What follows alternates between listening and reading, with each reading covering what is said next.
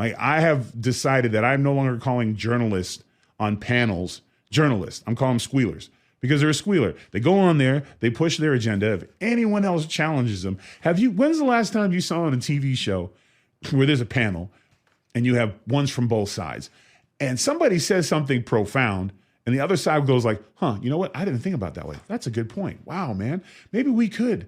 You know what? I wonder. No, hell no. If you say something I don't agree with, the first thing out of their mouth is, one, if you're a man, you're toxic. If you're a white man, you're racist. If you're a black man, you're not really black. That's my favorite. That's my favorite. Whenever they take my blackness away from me, I'm just curious what's left. Like, when I'm not black anymore, what racial identity should I go by, perhaps? Is it which would I fall into? There's never an answer for that either, because you're still black.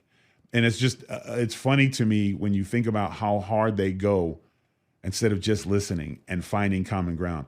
I always thought negotiation meant you might get some of the things you want some of the time, and both sides need to be better about doing for the American people and not doing for their reelection, or let's just be real, their pocketbooks. I think that's probably the biggest thing that we're dealing with.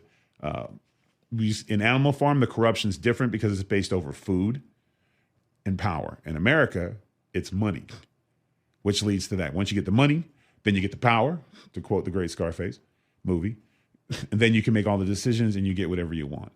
So if you have time, again, like I said, I don't get a dime for Animal Farm if you pick that book up. But I think if you are struggling with trying to understand or want a clearer, better understand of how this government situation is working in a situation to where a sixth grader can digest it and read it, this is a great book, because we hear a lot of things said to us that are just all over the place. And I think it's important that you understand what exactly you're dealing with. So when you do see the squealers, when you do see the bullshit being flung, you'd be like, oh, that's bullshit. Not falling for that. Nope, I have a question. That's another thing too.